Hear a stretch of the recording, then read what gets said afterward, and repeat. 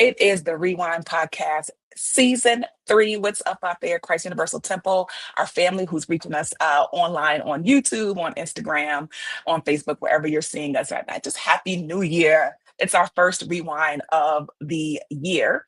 And I'm excited about Season 3. Can you believe we've been doing this for 2 years? We're hitting into year 3 and we're so getting into our stride. I'm so grateful to be able to host today. I'm Reverend Sheree Thompson. I'm the Director of Online Ministry at Christ Universal Temple.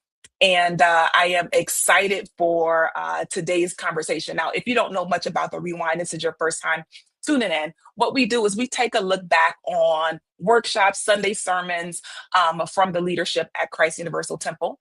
And so this is going to be like a little double rewind because we're going to look at the lesson, the kickoff lesson for the year, and also peek inside the exciting, beautiful, powerful burning bowl ceremony that took place at Christ Universal Temple. And so we're going to have a blast doing that.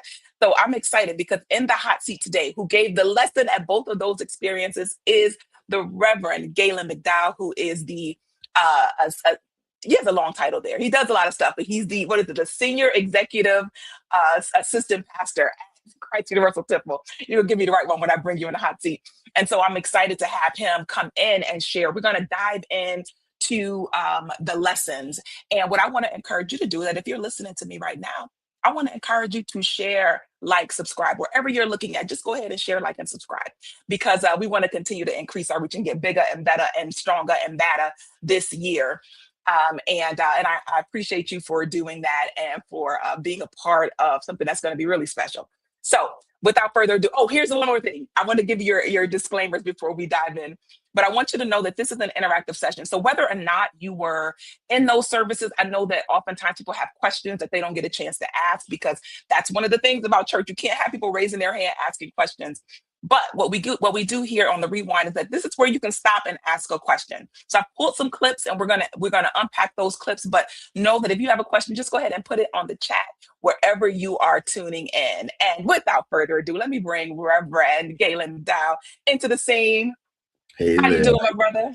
I'm doing well. How about yourself? I'm great. It was just fun to say out loud that this is season 3. Like, Yeah, we're hitting year 3. That's so cool. yeah. Time flies. Yeah, Happy New Year.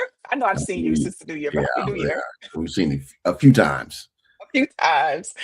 Yes. I have the absolute privilege and pleasure to be in the house in Chicago for the Burning Bowl experience. And then I actually did a Sunday sermon this past one. So we'll be rewinding. I think Gavin's rewinding with me on that one. But it was really, really powerful to experience them in the room.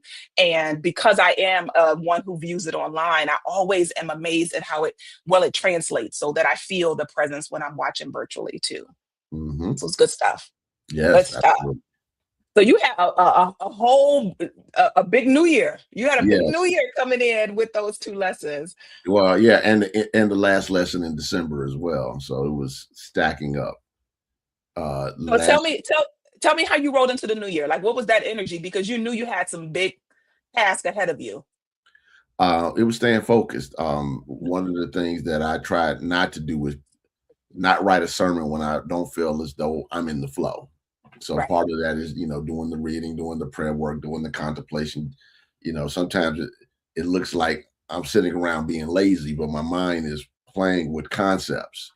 And it's like, oh, okay. So then when I start writing, the flow can happen. So since I knew I was going to cover the last Sunday, I believe it was December 28th of 2025, the January, I think it was 4th sermon, and then Burning Bowl, and then my seminar, God Goes and You're Good seminar the day later, and then guest speak at another church.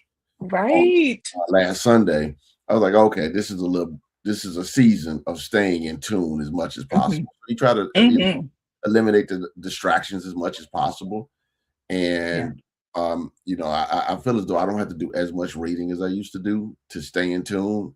It's more about, let me just get still and get quiet, and not necessarily even what you would say formal prayer and meditation. I just need to get still enough to contemplate what I think God is trying to say through me. It's always interesting, just having been in the pulpit recently too, that I feel like it's a real dynamic experience because there is the message that's coming for you. There's the Mhm. openness for what you need to share with the people, and then it's letting all of that happen. Right. And it's quite a loving feat, and to have to do that, like I think that repetitive. Listen, we I just giving props to the senior minister, Reverend Dr. Derek B. Wells.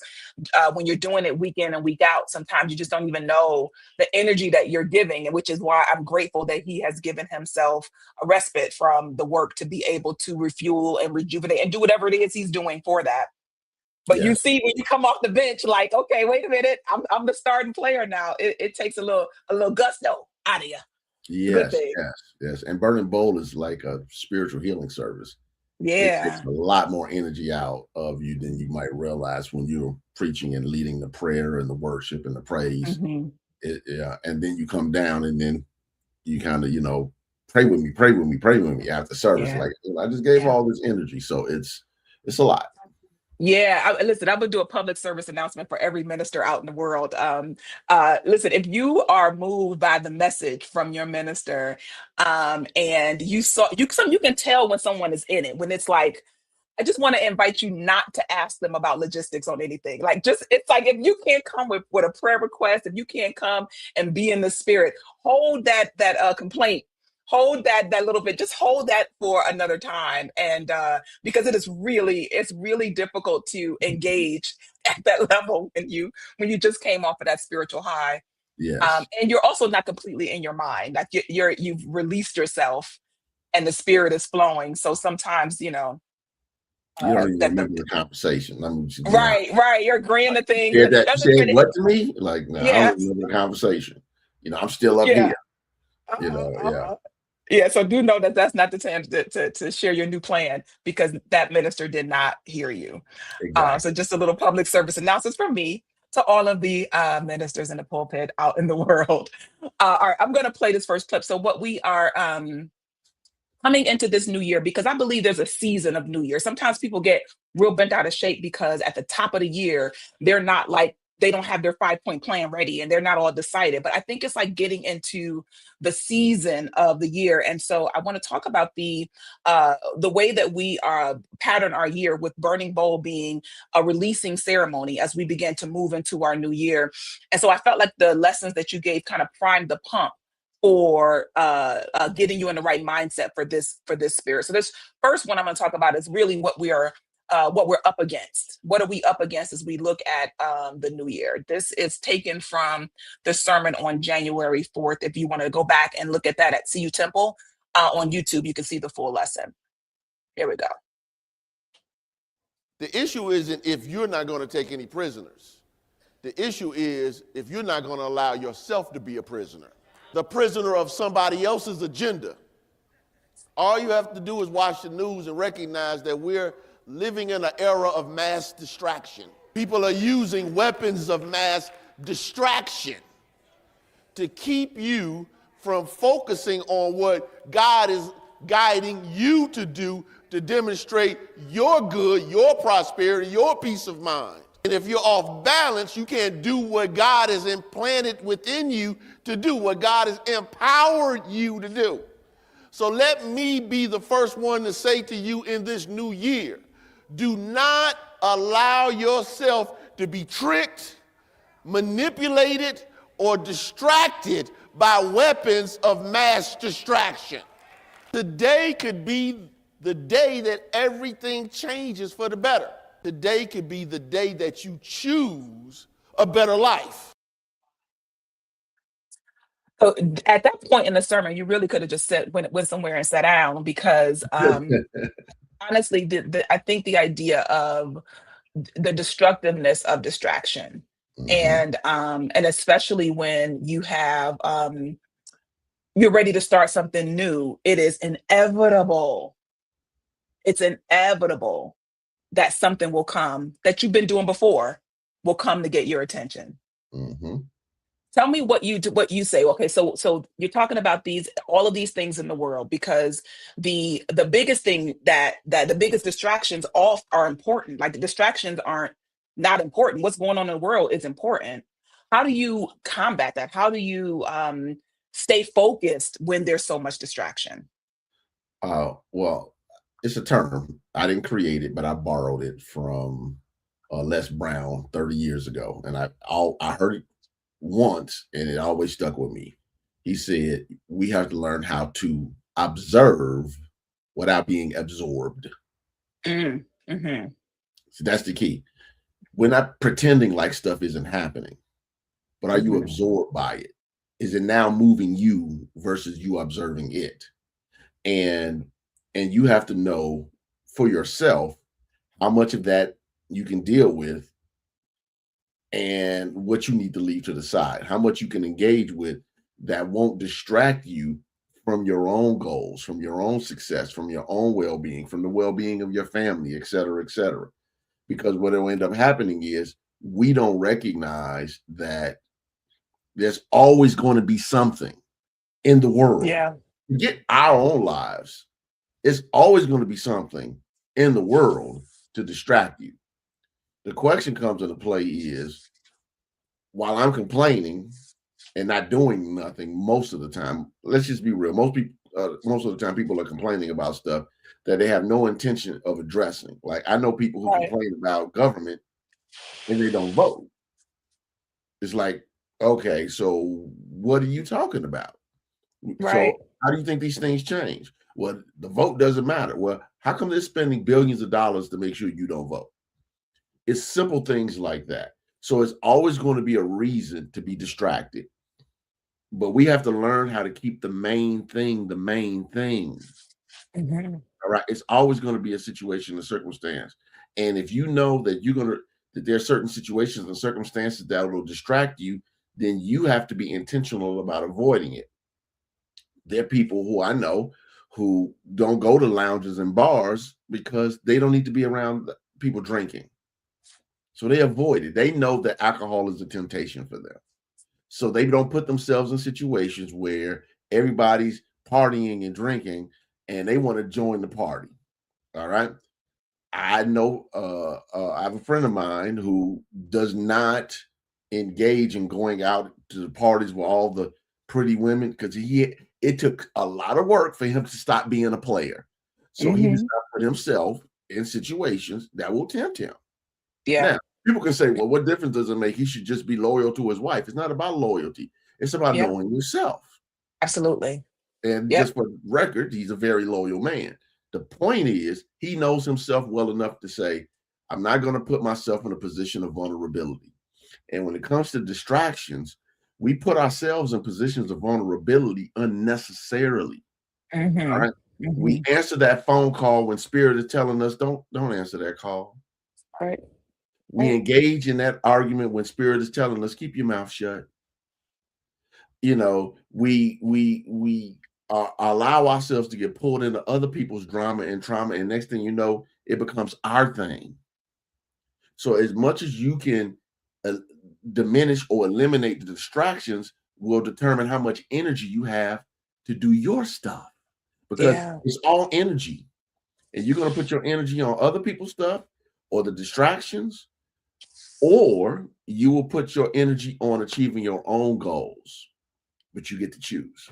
You get to choose. That is powerful. I think I'm gonna show that one more time because I think that there's a lot in this to observe without being absorbed, and it's to know where your temptations are, right? Mhm. And then begin to put up some parameters around that. And it doesn't, it's not weakness to say that if I decided I have new health goals, not to put foods that take me down a path that don't serve my body well, to take them out of my reach, to say that I'm not going to experience that.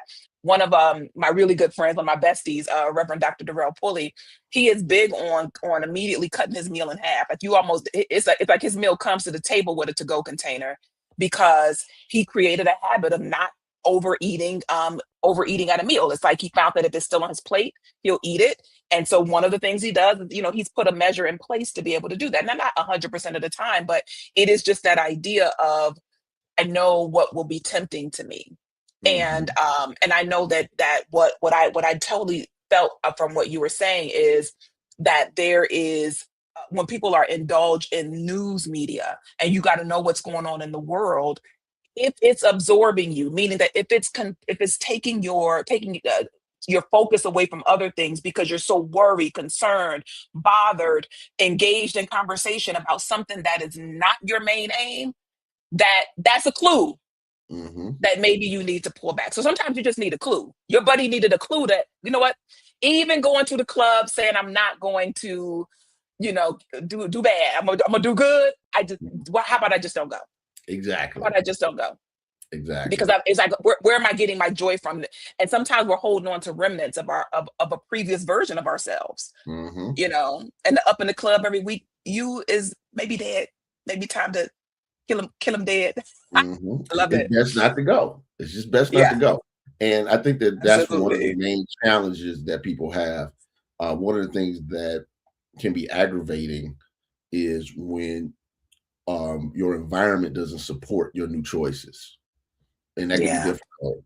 I can Mhm. remember being at a family gathering, and I had a relative who had really turned his life around. He had serious issues with hard drugs and alcohol, and so he was completely sober for a while. And then I showed up, and I saw him with a beer in his hand. I said, "Hey, man, what's up with that?" Now, my family, they're gonna drink, they're gonna do whatever, and that's fine if you don't have an issue.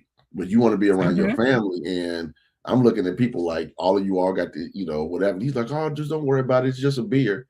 And I said, "That's one." I said, "That's one barrier down to what you really want." Yeah. A couple of months later, I saw him. He was drinking some liquor. I mean, I'm not ever getting high again. You don't have to worry about that. Like, that's two barriers down Mhm. to what you really want. I got a call a couple of months later, such and such getting high again. Oh, okay. Yes. And I knew, see, because the thing about it is weapons of mass distraction. And this is when it's time to have the conversations with your loved ones and with your support system. I know a Yeah. person who literally went to NA for alcohol and drug abuse, and his wife wouldn't remove the liquor out of the house because she liked to drink. She was a social drinker. She didn't have a problem. And I was dumbfounded by that. See, you have to have the honest conversations.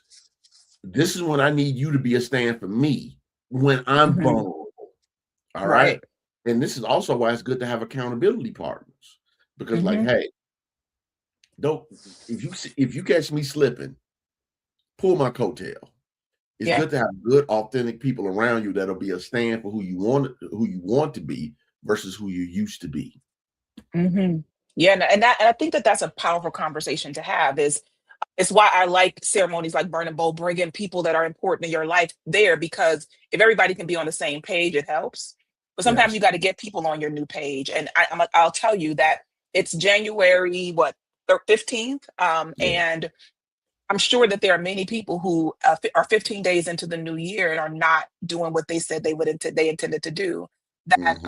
are have already been distracted from whatever that newness that they felt they were ready to birth, and some of it is preparing the place, like you said, getting your people around you on board, and it's not always 100%. Like you can have someone where, hey, I've done this with when my son was young too. It's like, okay, I don't want sweets around me because I'm minimizing and I'm eliminating the excess sweets. And so that everybody, he wants his cookies. Hmm. He wants his goodies. And what the way that I found my way through is that I don't like this. I only buy the stuff I don't like. Like I only bought the snacks I didn't like. My son loves Smarties. I could have a bowl full of Smarties in the middle of the table. I'm never gonna want one. I'm not Right. tempted by Smarties one little bit. You have your nasty Smarties, and I keep on my sugar-free time. But Yes. that is important though, and I think that sometimes we have to have that courageous conversation with the people in our lives, just to say, hey, I need your support in this transformation I'm making. Yes. Yes. Yes. And sometimes, there's a person you can invite along the journey. It's why spiritual community is so important. You guys will hear me say that over and over and over again. Hmm. That's Yes. that's one of our ways to grow. I want to just say what's up. I see the people who are with us live, and I want to say thank you for tuning in. If you've got any questions, feel free to add into the comments on whichever platform you are watching. I've got my eye on them all, and we'll take questions. But I want to move into this the difficulty of change. Like I said, we're day 15 into the new year, and some things have, there's some shifts I'm intending to make that I'm still on the giddy up on. They still haven't quite happened in me yet. And I want to share this really blessed me on Burning Bowl in terms of just to remember the kind of energy it takes to transform. Here we go. Has anybody ever watched the space shuttle take off? They attach it to a rocket to launch it into the upper atmosphere and into space. Why? Because as powerful and as big as the engine is in the space shuttle, it still needs the energy of the rocket to go against the force of gravity, pushing it down. The Burning Bowl service was created to help you develop more momentum, more energy, more leverage, so that you can push through to your breakthrough. See, sometimes when you just hanging out on your couch and hanging around them same old folks, you don't have the energy to push through to your breakthrough. I call this process creating a critical mass. What is a critical mass? I want to make sure you understand what I mean. A critical mass is a size, number, or amount large enough to produce a particular result. Are you bringing enough energy to your situation to create a breakthrough?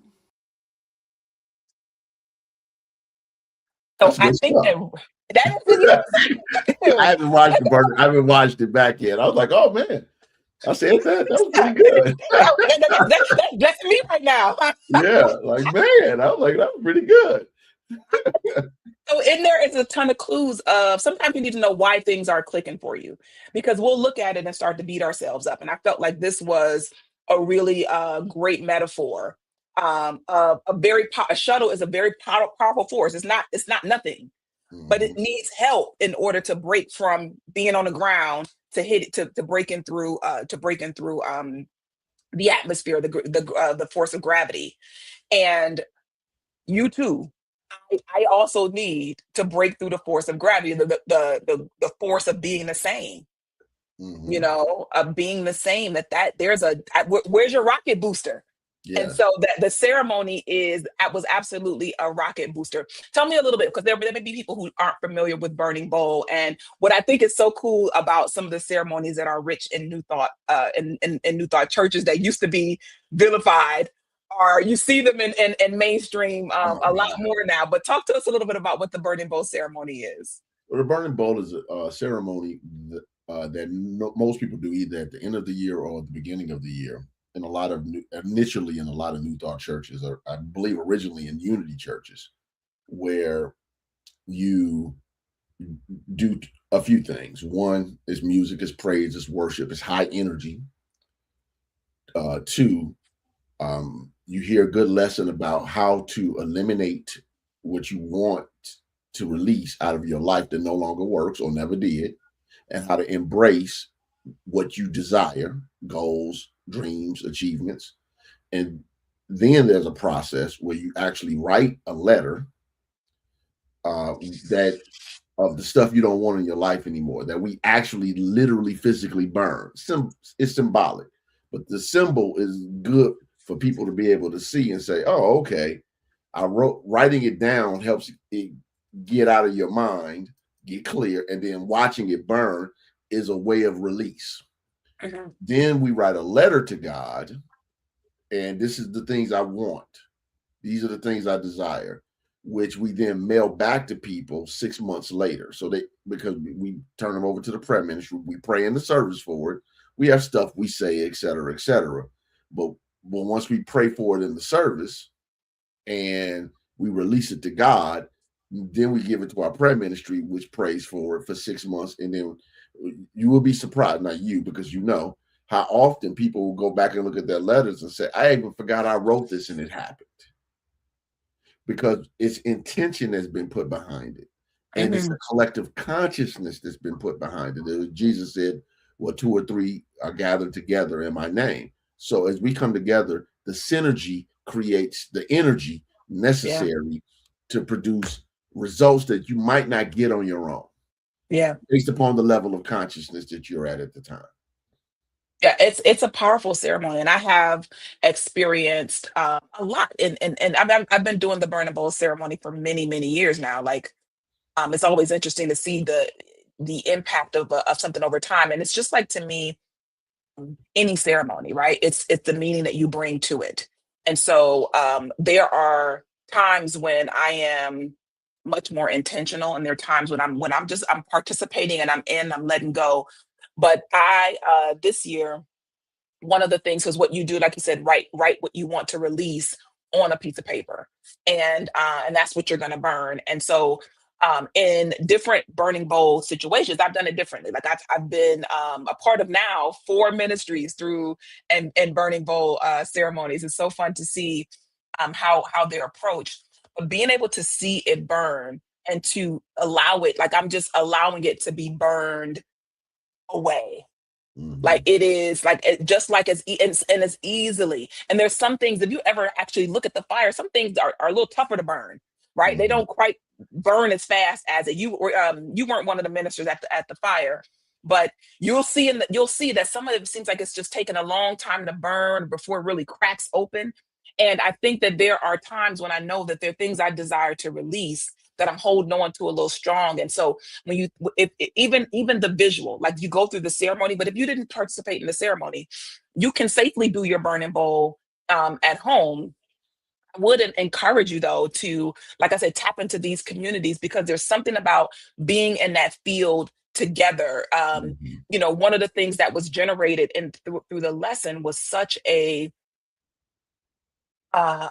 belief in your ability to let go. Like it built up like, hey, wait a minute, this is all within my grasp. I can say Mhm. yes and no and have a transformed life. And that was a lot of the way your lessons were structured. These last two was about like, hey, these are transformation is possible for you, Mhm. and you're in control of it, as opposed to kind of hoping things change, which Right. I think is, it's a level of development. I think you hope is a good thing, right? Yes.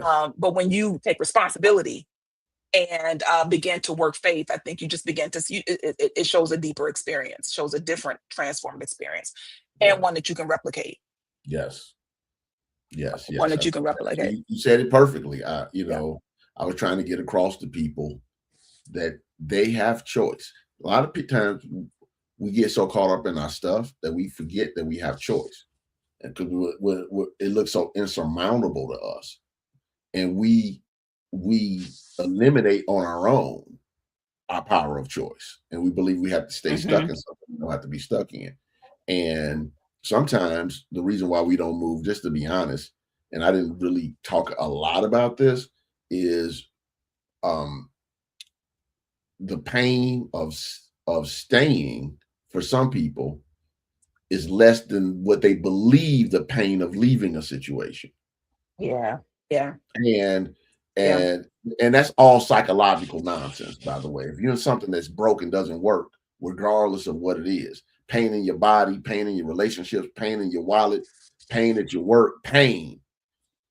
Um, the elimination of that pain should be at the forefront of your mind. It's a reason why the body has pain. Pain is not a bad thing. Hmm. Pain is a signal Right. saying, Hmm. do something about this. Hmm. Something's They're, out of they're the alignment. people. Something it's like the people who have those their smoke alarms chirping. It's like Yeah, fix that. Like there's yeah. but that is it. That transformation in terms of body sensation, to look at it as, hey, wait a minute, it's not my age, it's not anything. It's that there's a signal going off saying, hey, pay attention over here. Hmm. There's a healing that can happen, right? Yes, And pay attention to it. Pay attention right. to it. And begin to affirm the truth about it. But don't ignore it, like these chirpers. Don't ignore it. Yeah, Don't ignore it. I don't understand that. I've seen that so many times. I've been on Zoom with people, and I was like, is that your fire alarm? Like, you know, like I It's just like, gotta is it say it. mine Like, versus it mine? And it's like, yeah, yeah, like, you know, like, because that doesn't make sense to me. Like, you know, for you to yeah, get to the point. But here's the thing: it tells you how people can become comfortable with yeah, distraction. yeah. They're so comfortable with distraction, they don't even address it. They just absorb it to be a part of their new way of being. Mm-hmm. Mm-hmm. Yeah, I had a working out is important to me, and I've been doing some years of hit training, and which is just jumping and then squatting and all that kind of stuff. But I had started to develop some pain in my knee, and it wasn't like new pain. It was like something I'd been in a car accident years ago, and it was reminding me about that accident. And I was like, okay, so I'm gonna have to always manage pain in my knee. And I woke up one day and I was like, or not. Like, Right. or there is no pain in my knee. Like, what if I entertain that possibility? Because what'll happen is that you'll start to create an environment where you don't even hear the chirp anymore. It's just Yeah. like, oh, it's gonna always chirp. And there's always gonna be a knee issue. And I will tell you that from having an accident in my very early 20s, and I'm just now in my late 20s, that pain has gone, right? Hmm. It literally came with me saying no, like this would help me. Like so now I need wisdom to support me in ways that I can strengthen myself and support myself as I exercise so that I'm not triggering any kind of pain. And over time, gone, Hmm. gone. And I think about that miracle all the time. Like I'm so grateful for this miracle of being pain free. Even if you've gotten accustomed to it, I had gotten accustomed to it. And I want to say that listen, what if you rejected it? What if you no longer let that pain be a weapon of distraction for you? It's Hmm. possible. Yes, It's it's possible. possible. There was something that you said in uh, about okay, so we're burning bowl is where we release. It's where we let go of what doesn't serve us, let go of what's been holding us back, and that can be, sometimes you can put old successes can be burnt up because you may just be focused on what you did in the past and not believe you could have good now. So whatever goes into the fire that you need to put in there, but then what next, right? So you Hmm. mentioned the letter to God. Being another part of the experience where okay, I've let go of something, now what am I saying yes to? Right. And you said that that we were hitting that creative space, that to create means to bring something into existence. I might pull this on the screen. When you are being creative, you are bringing something into manifestation that previously didn't exist for you and sometimes didn't exist for anyone. Here it is. If you want to be creative, you must accept the fact that you are a creative person. And so, talk to me a little bit about what mindset do you need to be in to when you're writing that letter to God? Like, are you writing a letter and essentially making a declaration that's against what you wanted or in relationship to it? But how should you go about writing that letter? Okay. So let me deal with the stuff that we always say. It has to be completely positive, no maybes. It needs to be present tense, not future tense. Mhm. You know, I am, I have, et cetera, et cetera.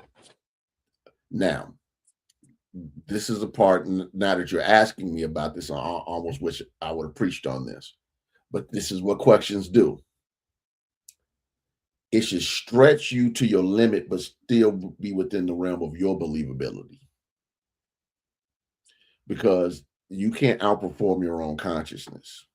So if somebody says, on today's Thursday, on Saturday, I affirm that I'm going to have as much money as Elon Musk. You don't believe that? Why are you even saying it? All Mhm. right. Mhm. Mhm. Uh, so, so what I tell people is have goals that stretch you to your limit, but they don't break you, because I'm a big believer in building.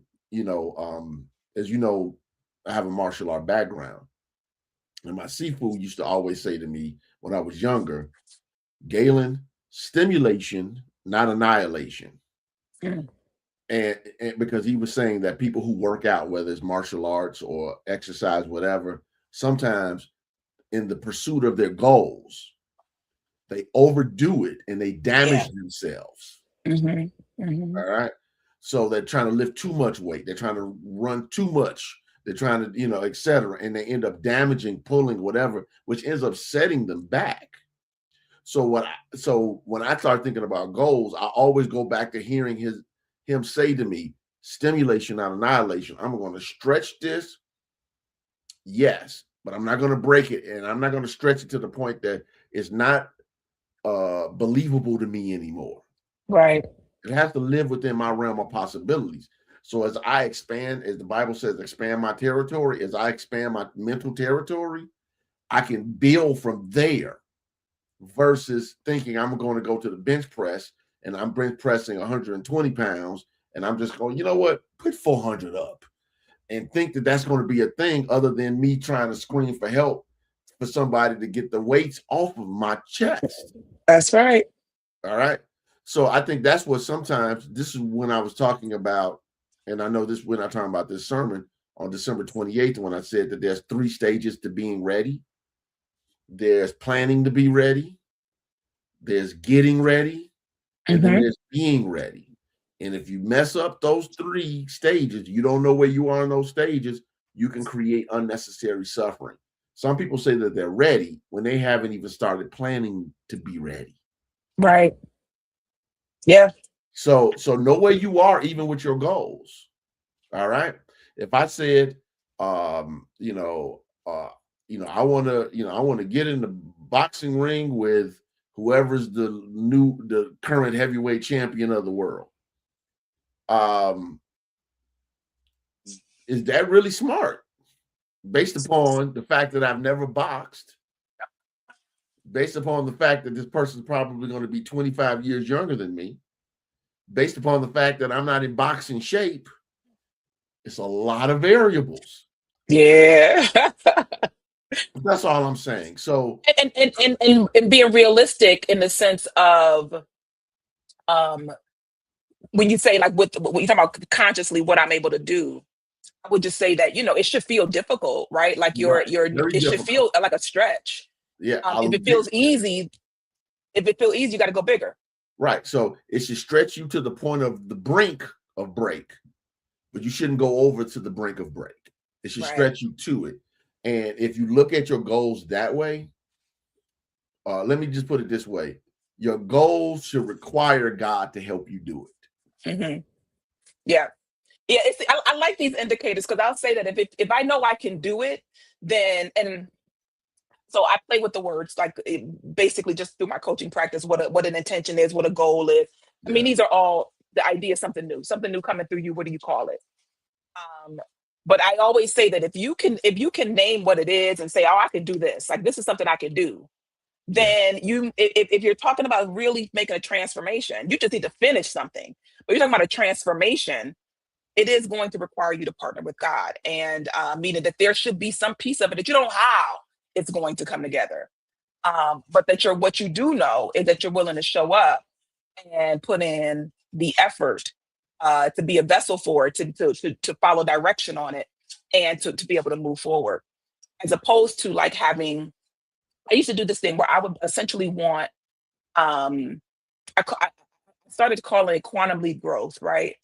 Like I would want to just like be able to say right away, I'm able to run that mile right away. I'm able to, to do that hard thing, like right away, just that quantum leap growth. And what I discovered is like exactly what you said. It's like you can only go as far as your consciousness, as what you are aware of and what you have accepted about yourself, what you believe about yourself to be true. And if you're somebody that, and at that point, I didn't rely on myself. I didn't trust in my ability to do what I said I was going to do. And so I had to go way back and say, let me just build trust in myself and in my word to myself. Right. Because I know that if you ask me to do something, I'll do it. Right. Yeah. You ask me to do it, I'll show up and I'll accomplish that. But if I say that I'm going to do something for myself, I didn't have as strong of a trust. Yeah. in delivering that. Yeah. I'm a big believer in martial arts as a metaphor for metaphysical success. The reason being is, as Mike Tyson said, everybody has a plan until you get punched in the face. So I'm a big believer in results.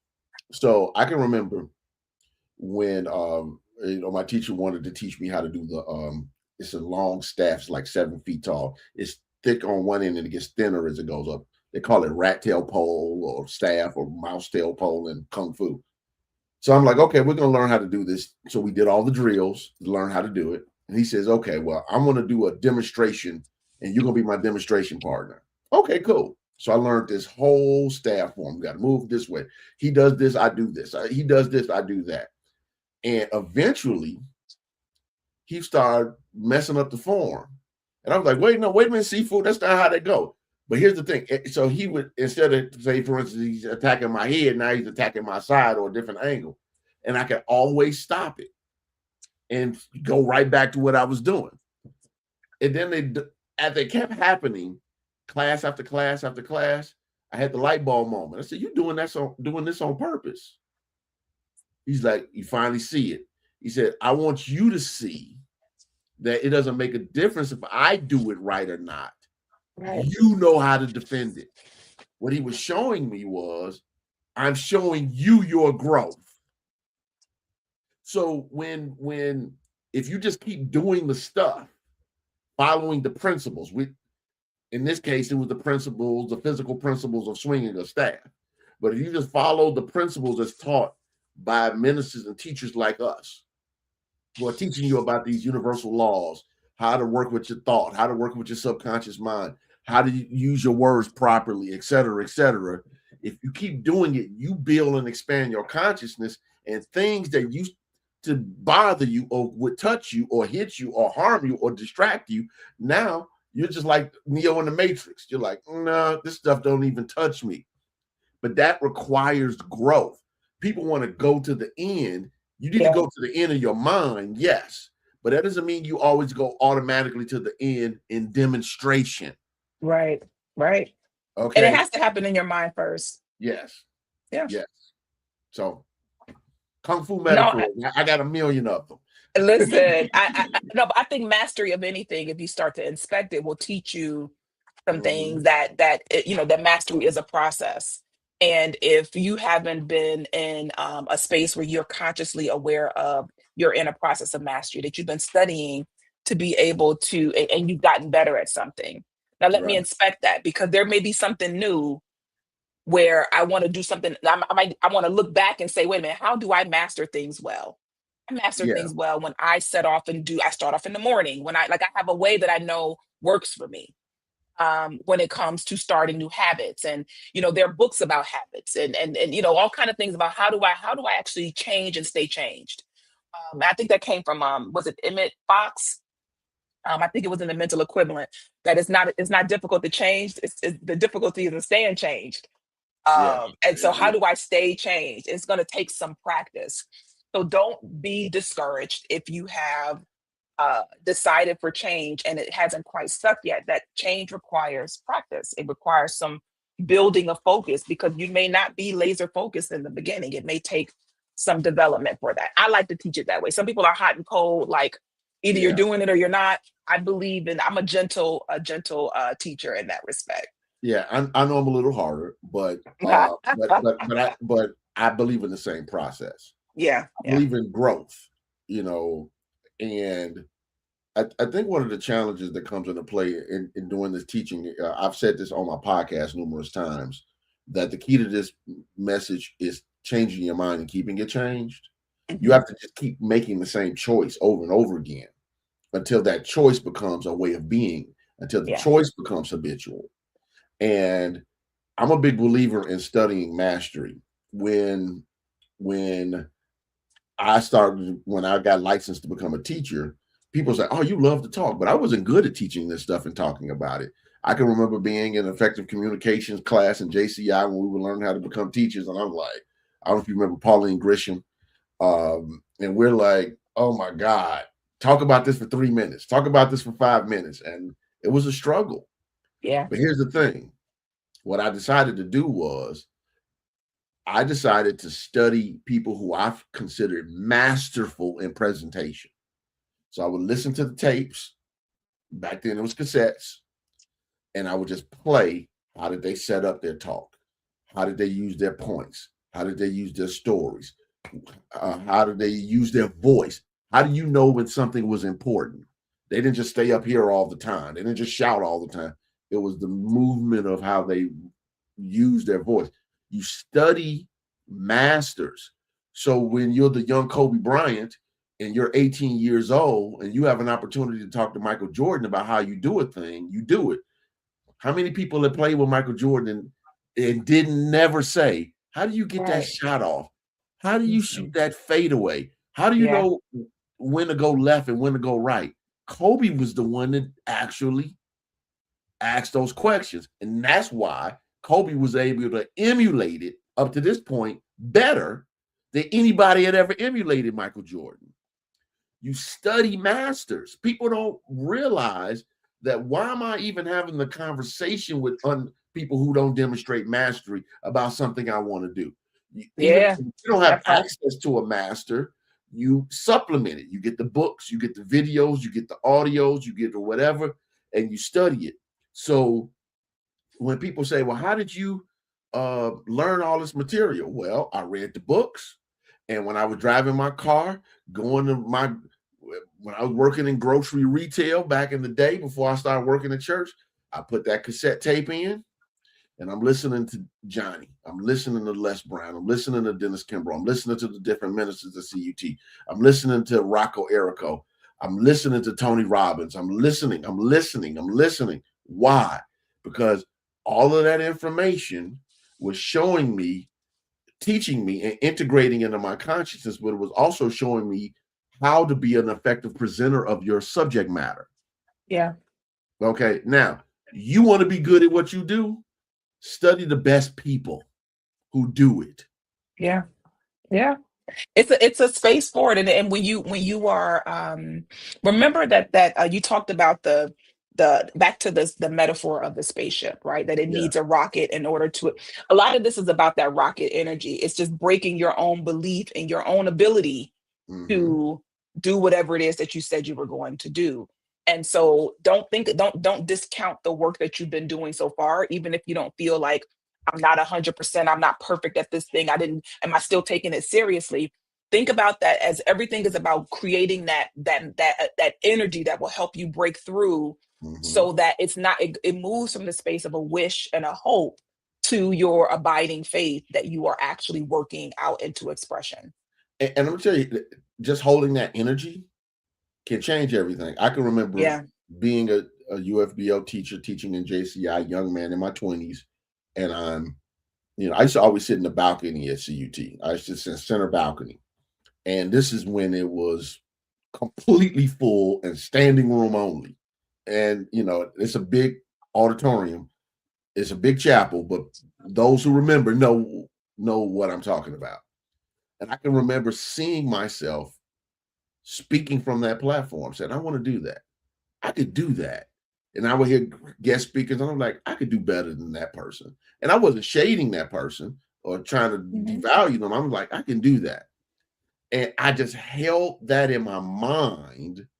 And I didn't have to ask myself to that position. Yeah. So what ended up happening, because I'm teaching these classes in JCI, I'm just young. I started teaching in JCI when I was 25. And I can remember, eventually, Reverend Carey saying, hey, I'm going to train you to be a platform person. So now I'm reading the reminders and doing the opening and all of that. But in my mind, I'm seeing myself preaching from this platform. Mhm. And lo and behold, I get a call from Reverend Emma Luster Lassiter. She's like, we're going to be doing a new member orientation. And Johnny told me to teach the Bible. I only want to do the Old Testament. So will you do the New Testament for me? I'm like, sure. How much time do I have?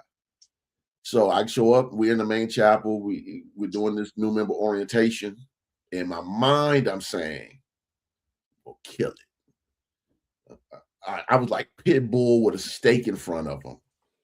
I was like, Johnny Coleman is going to know today I can bring it. Uh-huh.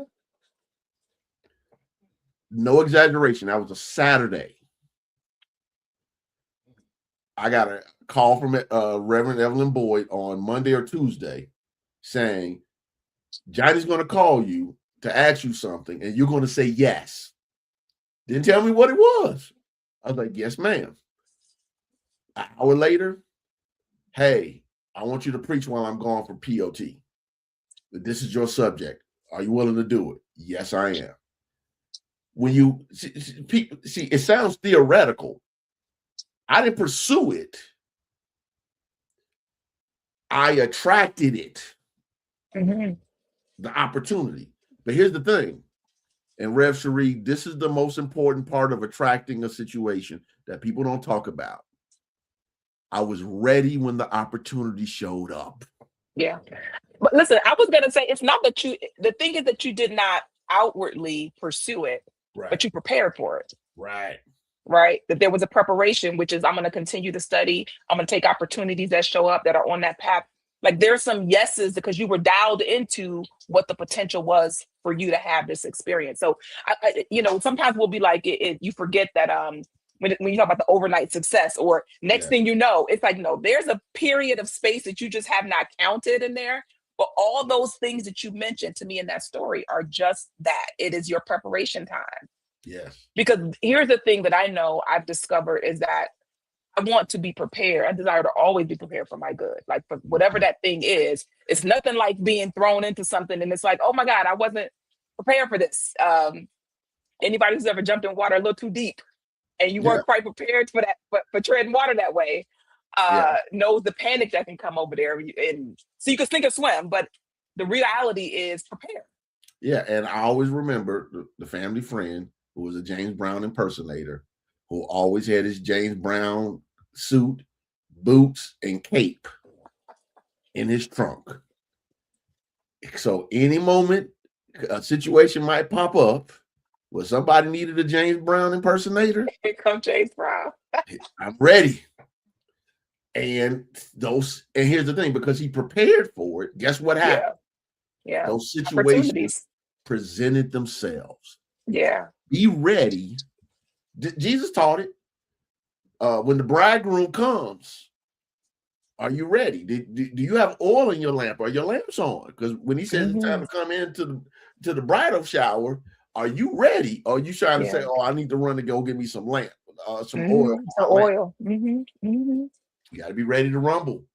So I'm gonna play this last clip because I think that when we're talking about that the newness and you talked about finding that space that's not something that's not easy, but that stretches you, but not beyond your belief in yourself. And it's a fine thing to say, because even as I say that, I'm thinking, no, that's not true. You do want to keep stretching yourself, but it is fine. But without that point where you won't break, that point where it doesn't break you.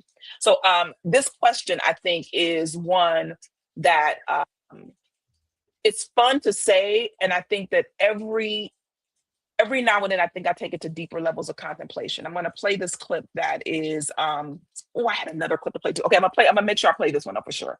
Okay, it's one of my favorite quotes around the glass and we can get all the clips through. Okay, so I got two more clips that everybody, y'all hang in there. You'll be able to see these last two. I think this is going to help you for your start to the new year. For those of us who've been at CUT for decades, Reverend Coleman used to say it this way. She would ask us a question. She would say, and you can say it with me, how big is your God? That was her question.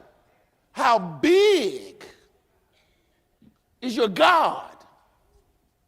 If you have a big God, you can do big things. There is no thought that you can have that God can't match. I really want that to land. There is no thought that you have that God can't match. There is no such thing as thinking too big. There is no such thing as lack in God. There is no such thing as incurable in God. There is no such thing as impossible in God. Why? Jesus said, with God, all things are possible. All right.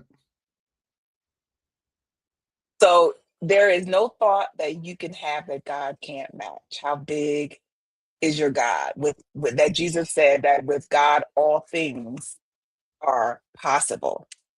And so repeating that was I just replayed that clip, because how big is your God is one of those things that can sound cute and you don't really ask yourself that. Like, measure yourself, that's my barometer when I'm looking at what my intentions are. How big is my God? And it's Mm-hmm. not, oh, my God is infinite. No, how big do you believe Mm-hmm. your God is? Not how big that Rev thinks it is, not how big, I'm not trying to be, how big is Oprah's God? Right. How big do I think that my God is? How Right. big do I believe? And that question came in. So this year I just kind of sat and contemplated all the intentions that I have for the year, and to really ponder that. So it tells me what to do. It tells me where I need to go and increase my capacity, where I need to go and work and pray about expanding my belief. Like, I need a deeper level of belief here. I need more fuel in that rocket, right, to break me out of the sameness that I may be in in some area. Yeah. So that Mhm. question it just doesn't get, oh, how big is your God?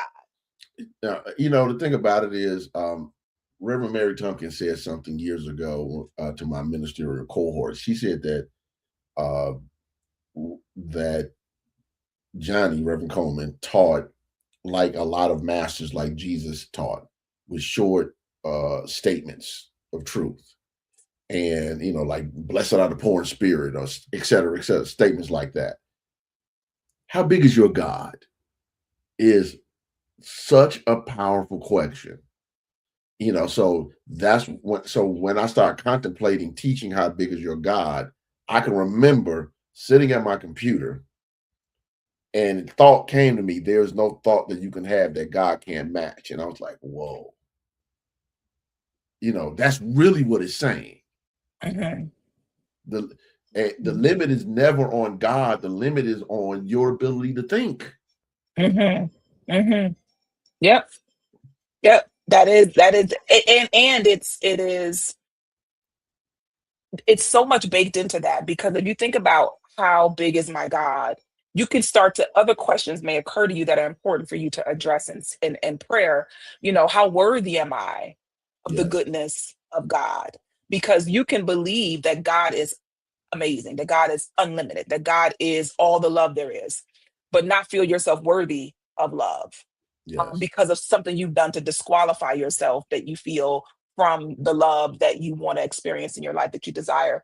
So that's a great question to ask and to be available for. So I'm going to invite you, like, listen, Rev is big on homework. I'm giving y'all homework. You may not have ever had podcast homework before, but here's your homework. Is I want you to ponder and contemplate these 50 questions. No, this isn't Reverend Galen's homework. Here's will be 50 questions. I'm gonna give you one. It's to think about, is to ponder, how big is my God? How big is my God? What do I believe God can do through me?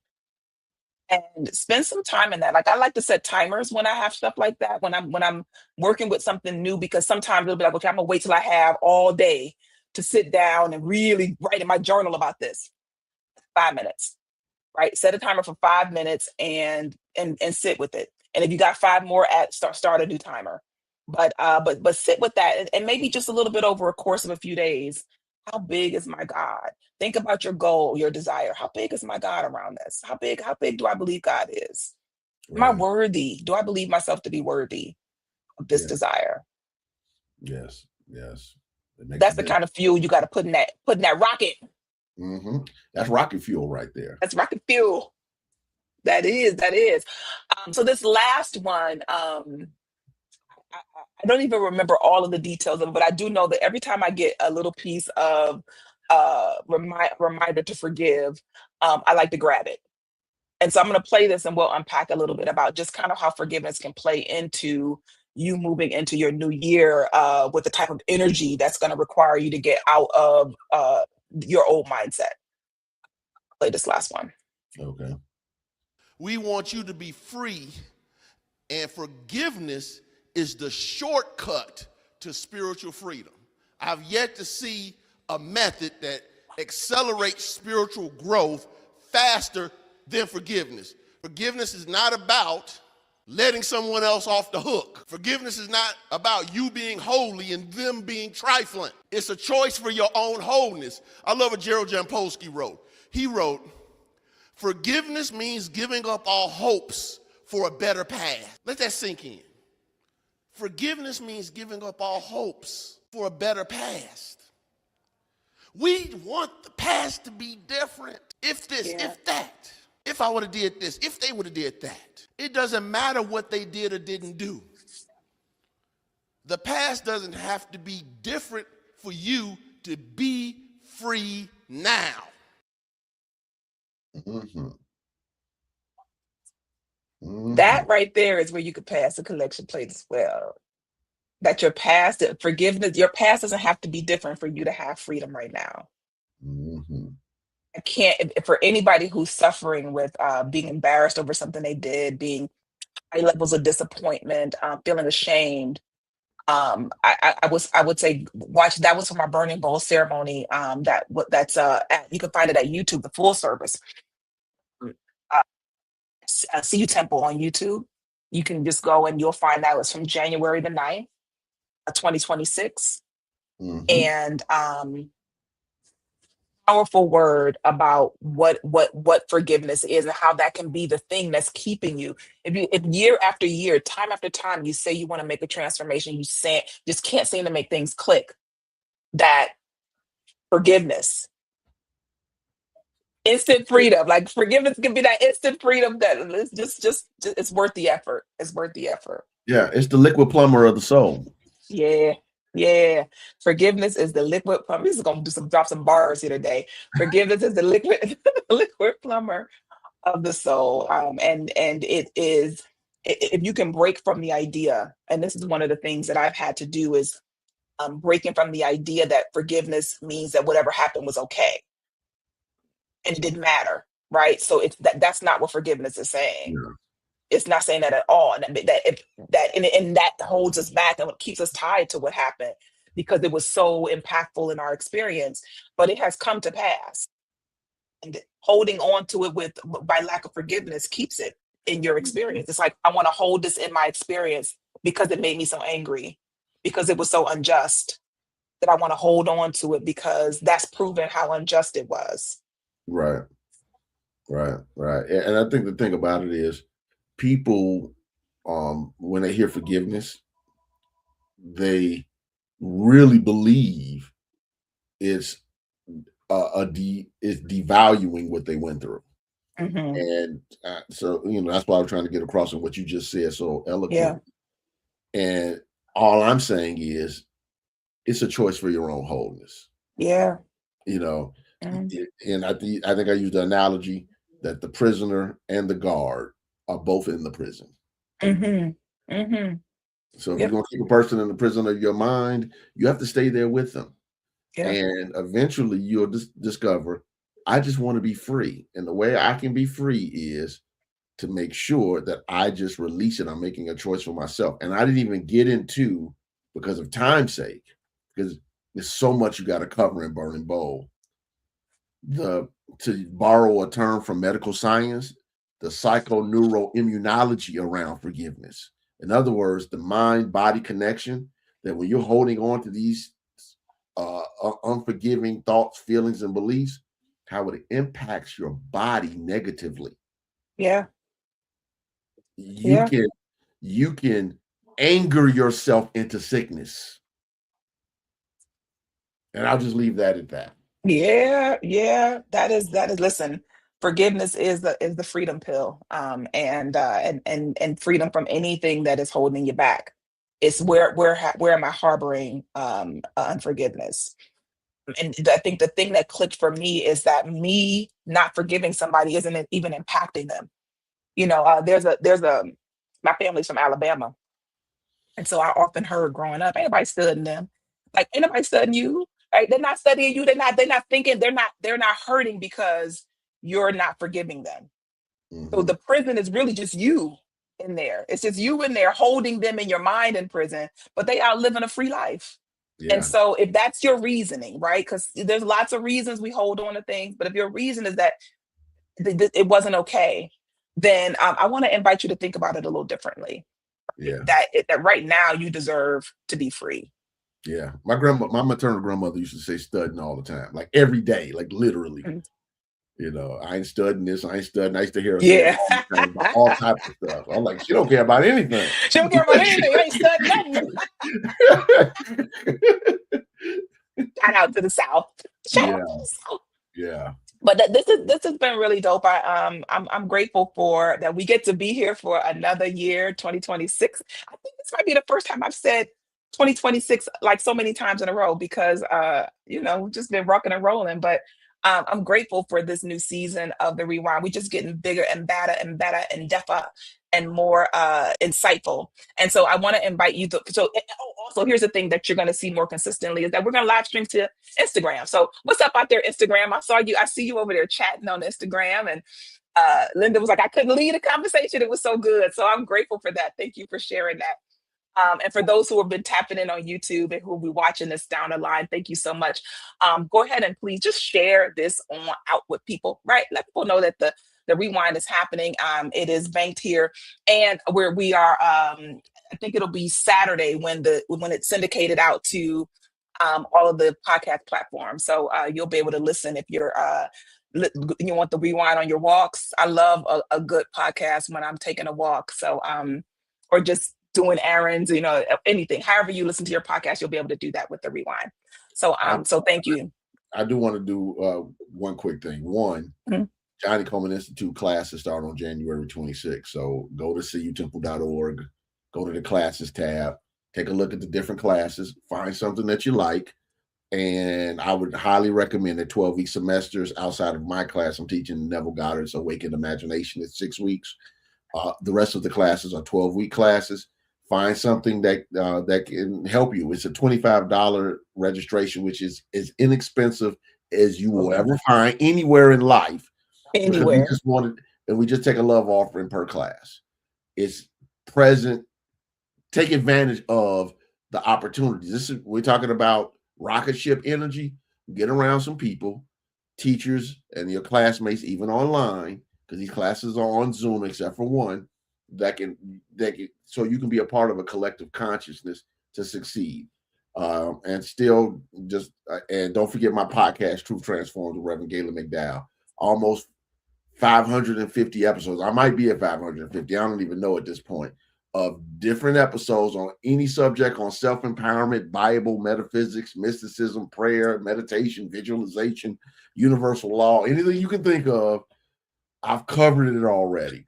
Give yourself the opportunity to do that. You can just Google Truth Transformed with Reverend Gaylon McDowell. It's mindbodyspirit.fm. It's on Apple Podcasts. It's on Spotify. It's on Stitcher. It's on Podbean. It's on a bunch of stuff. Give yourself the advantage and opportunity of doing that. I just had a parishioner tell me, 2 parishioners in the last 2 days tell me that they listen to my podcast every day. It helps them maintain their focus. And I'm humbled by the fact that anybody will want to listen to me every day. So thank you for those who are taking the steps necessary to do what they need to do to stay in alignment with their good. And I'm glad that I'm a part of that process. And Christ Universal Temple, JCI, and the UFBL is a part of that process. Yeah, those are both great. That's some rocket fuel, right? If you need that extra momentum, those classes, are they all online or are they in person at the temple in Chicago? All of them but one. We're getting into that winter season right now. So some people, we like, when we get warmer, we'll bring some more in-person classes back so we can get more of a hybrid balance, because I do think it's necessary.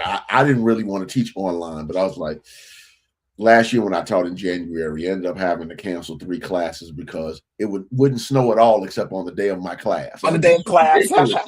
It's like ridiculous. So I was like, I'm not going to put my students through that. But the moment it gets warmer, I'm going to have a physical class. I want to be around physical energy, and I think it's necessary. Online is great, and it's a wonderful substitute, but it's nothing like being around people that you can talk and you can hug and be around and know that.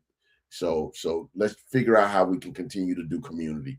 And in the classes on Zoom, we have breakout sessions. People talk with each other. We discuss. It's ways in which we can help build community, whether online or in person. It's not either or, it's both. So yeah, one of my babies at the baby projects at Christ Universal Temple is Manifest, which are workshops for really designed for people who are new. If you're kind of just maybe hearing about this message and want to understand the power of affirmations and how to have some shifts in your life, like it's very, very immediate and activity centered.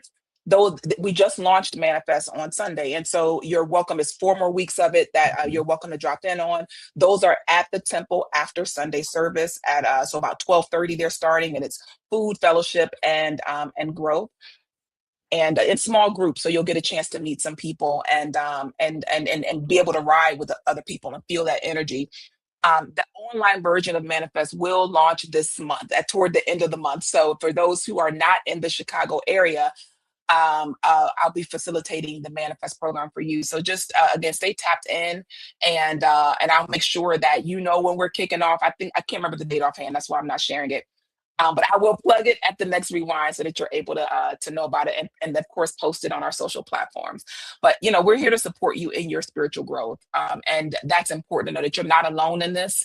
That there are people who have dedicated their life to supporting you in your spiritual growth, and we're making these offerings to you, as making it as accessible as possible. So what you can do for this energy exchange we have going on here is you can just keep pushing it out, sharing with people, because that helps us to increase our reach. With that, I want to give thanks for this experience together. Thank you, Reverend Gaylon, for the time that you shared today. I know we went over a little bit. Shout out to the leadership team at Christ Universal Temple and the Universal Foundation for Better Living, which we are just blessing as there's a mighty work happening in this organization to shift and transform the world. We stand knowing that we are built different, right? Listen, you got to know what the built different is. Tap into Christ Universal Temple on YouTube at CU Temple. Come to the temple if you're in Chicago on Sundays at 10:30, 11901 South Ashland. I know they direct now. Let me tell you, and have a fucking good time in the service. God bless you real good. Have a beautiful, beautiful, beautiful, love-filled and joyful day. We'll be back with the rewind next week. God bless. God bless.